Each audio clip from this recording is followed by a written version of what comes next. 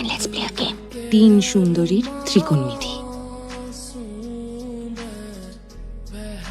তাহলে খেলা শুরু করা যাক। নিয়মগুলো ঝালিয়ে নিই আরেকবার। It all started as a game, জানেন? At least প্রথমে তো খেলাই ভেবেছিলাম। আচ্ছা, কোনটা বেশি ইন্টারেস্টিং, নিয়ম মানার খেলা নাকি নিয়ম ভাঙার? আমরা চেষ্টা করেছিলাম যাতে নিয়ম মেনে সবটা খেলা যায়, কিন্তু পুলিশ কাকু তোমায় খুঁজছে কেন মাম্মা? তোমাকে ধরে নিয়ে যাবে কি মাম্মা?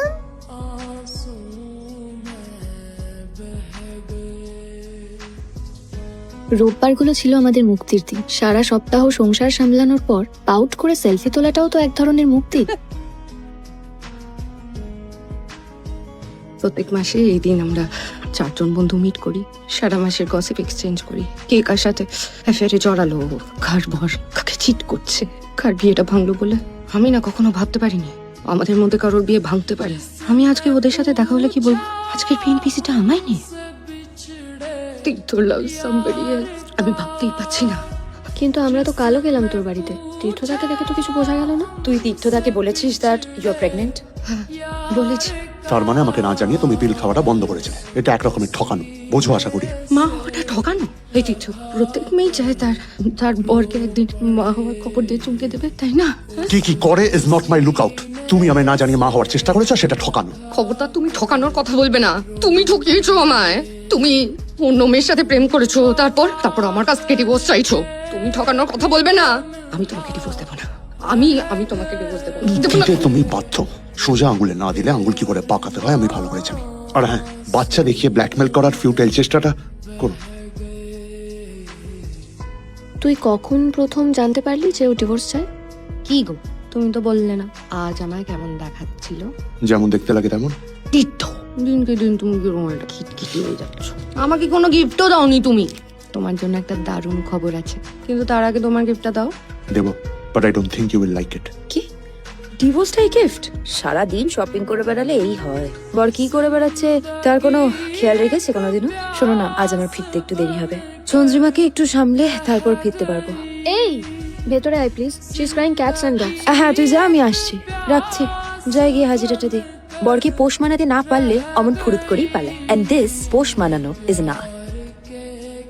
আমাদের কি একবার তীর্থদাকে ফোন করা উচিত? কাঁদিস না রিমা, এখন আমাদের ভাবতে হবে তীর্থদার মাথা থেকে ডিভোর্সের ভূতটা কি করে নামাবো। এখন কান্নাকাটি করে কি হবে বলতো? এখন জানতে পেরেছি, এখনই তো কাঁদবো না, আমি কিন্তু ঠিক সেটা বলতে চাইনি। আরে আমি বুঝেছি কি বলার চেষ্টা করছিস। এখন কাঁদিস না, এখন কেঁদে কি হবে? যা করার ছিল আগে করতে হতো। কি করতাম রে আমি আগে? তীর্থকে আঁচলে বেঁধে রাখতাম, তাই তো? তোরা সামলা ওকে। নিজের বরকে আটকে রাখতে পারিনি, সেই ছাল আমার বোঝাচ্ছে। এই দিদি, পালাচ্ছিস কোথায় তুই? হ্যাঁ, কি বলছিল? প্লিজ নিজেদের মধ্যে ঝামেলা করিস না। ও কি বলতে চাইছিল? হ্যাঁ, আমি ভালো বউ না, তাই তো? কি রে বল না, চুপ করে আছিস কেন? রিমা প্লিজ, এটা তো মানবি যে একটা ভয়েড নিশ্চয়ই ক্রিয়েট হয়েছিল তোদের দুজনের মধ্যে। না হলে কি করে একটা অন্য মেয়ে তোদের মাঝখানে আসতে পারে? কই, আমার আর ধ্রুবর মাঝখানে তো কেউ আসেনি। তোদের বিয়ের 5 বছর আগে আমাদের বিয়ে হয়েছে। তারপর লিও এলো, মিশকা এলো, ধ্রুব আজ অব্দি কারোর দিকে চোখ তুলে তাকায়নি। কারণ ধ্রুবদা বেরসিক টাইপের, সারাক্ষণ হিসেব নিকেশ নিয়ে ভাবে কিসে 2 টাকা এক্সট্রা রোজগার করা যায়। এতে তোর কোনো কেরামতি নেই বিশাখা। হিসেবের নেশাটা ধরাতে হয়েছে। হিসেবের নেশা থাকলে মন অন্যদিকে যায় না, তাই। ইথেরিয়াম নিয়ে কিছু ডিসাইড করলে? আমি তো শুনলাম বিটকয়েনের থেকেও বেটার। আমাদের বস খুব ইনভেস্ট করেছে। তোমার বর যে ইনভেস্ট করেনি সেটা তোমাকে বললো? আমি কি চাইলে ধ্রুবকে রসিক টাইপ করে তুলতে পারতাম না? নিশ্চয়ই পারতাম, কিন্তু আমি সেটা করিনি। তারপর রসের নেশায় চোখ একেবারে এদিক ওদিক ঘুর। বর যত বেরসিক তত আমি নিশ্চিন্ত। হ্যাঁ, আই ডোন্ট। সত্যিটা শুনতে চাস? No you don't. জানলে খেয়ে খেয়ে হাতি হতিস না।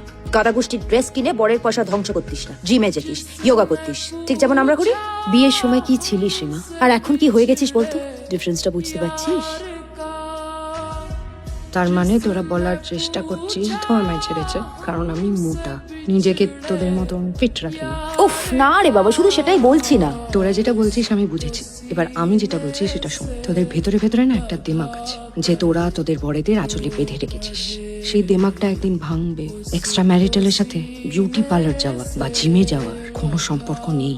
সুযোগ পেলে সবাই চরিত্রহীন। তোদের বরেরা সুযোগ পায়নি, তাই তারা চরিত্রবান মহাপুরুষ।